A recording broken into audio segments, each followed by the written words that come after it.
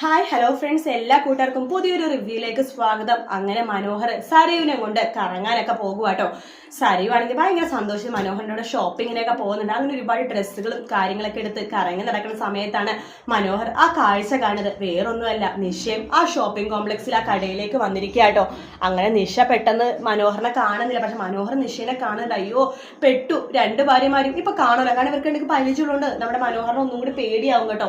മനോഹർ അങ്ങനെ എന്താണ് നിഷയുടെ കണ്ണിപ്പെടാതെ സരയുവിനെ കൊണ്ട് അവിടെ അങ്ങോട്ട് മാറ്റി നിർത്തുവാണ്. എന്ത് പറ്റി മനുവേട്ടാൻ ചോദിക്കുമ്പോൾ ഒന്നുമില്ല, നീ ഇവിടെ നിൽക്ക്, ഞാൻ പെട്ടെന്ന് വരാൻ മാറി നിൽക്കുവാണ്. അതിനുശേഷം നിഷ പോകുന്നുണ്ടോ നോക്കി നിൽക്കുന്ന സമയത്ത് നിഷ പോകുന്നില്ല. അപ്പോഴാണ് നമ്മുടെ മനോഹർ അവിടെ ഒരു റൂമിൽ കയറ്റി മാക്സ് എടുത്തിട്ട് രക്ഷപ്പെടാൻ വേണ്ടി നോക്കണത്.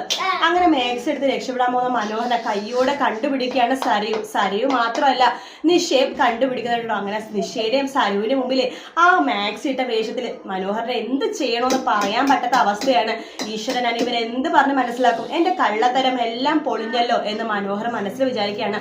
സരയു ചോദിക്കേണ്ടി, ഇത് എന്ത് കോലമാണ് മനുവേട്ടൻ എന്താ ഈ ഡ്രസ്സില് ഒരുമാതിരി ഫാൻസി ഡ്രസ്സ് കോമ്പറ്റീഷന് പോണ പോലെ എന്ന് ചോദിക്കുമ്പോൾ, ഓ എന്റെ മോള് ഒന്നും പറയണ്ട, ഞാൻ ബാത്റൂമിൽ കയറിയപ്പോഴേ എന്റെ ഡ്രസ്സ് ഒരു കള്ളൻ അടിച്ചുകൊണ്ട് പോയി, പിന്നെ അവിടെ ഉണ്ടായിരുന്ന ഡ്രസ്സ് ഇട്ടിട്ട് ഞാൻ ഇങ്ങോട്ട് വന്നു എന്നൊക്കെ പറഞ്ഞിട്ട് എന്തെങ്കിലുമൊക്കെ കള്ളം പറഞ്ഞ് അവിടെ തടി തപ്പും. പക്ഷെ എന്തൊക്കെ പറഞ്ഞാലും സരയും നിഷയും ഉടനെ തന്നെ കണ്ടുമുട്ടും കേട്ടോ. അവരുടെ ഭർത്താക്കന്മാരെ കുറിച്ച് അവർ സംസാരിക്കുന്ന കൂട്ടത്തിൽ അങ്ങനെ സരയുവിനെ കുറച്ച് ഡൗട്ടും കാര്യങ്ങളൊക്കെ മനോഹറിന്റെ നേരെ വീഴാൻ പോവാണ്. മനോഹർ ഒരു കള്ളനാണെന്ന് നിഷേനേക്കാൾ മുമ്പ് സരയു മനസ്സിലാക്കാൻ പോവാണ്. ഒരു ഡൗട്ട് വീണ് കഴിഞ്ഞാൽ പിന്നെ സരയു അതെന്താന്ന് കണ്ടുപിടിച്ചിരിക്കും. അങ്ങനെ നമ്മുടെ മനോഹറിന്റെ കള്ളത്തര പതുക്കെ പൊളിയാൻ പോകുന്ന കുറച്ച് നിമിഷങ്ങളാണ് നമ്മൾ അടുത്ത ആഴ്ച കാണാൻ പോകുന്നത്. അതേസമയം പ്രകാശനാണെന്നുണ്ടെങ്കിലോ ഫാൻസി ഡ്രസ് കോമ്പറ്റീഷൻ പോലെ ലക്ഷ്മിനെ വീഴ്ത്താൻ വേണ്ടി, ലക്ഷ്മിനെ കല്യാണം കഴിക്കാൻ വേണ്ടി ഓരോരോ വേഷം കെട്ട് കാണിക്കുന്ന ഭാഗങ്ങളും നമുക്ക് നാളെ കാണാൻ സാധിക്കും. വീഡിയോ ഇഷ്ടപ്പെട്ടെങ്കിൽ ലൈക്ക് ചെയ്യുക, സബ്സ്ക്രൈബ് ചെയ്യുക, കമന്റ് ചെയ്യുക. മറ്റൊരു വീഡിയോ വീണ്ടും കാണാം. Take care, bye bye.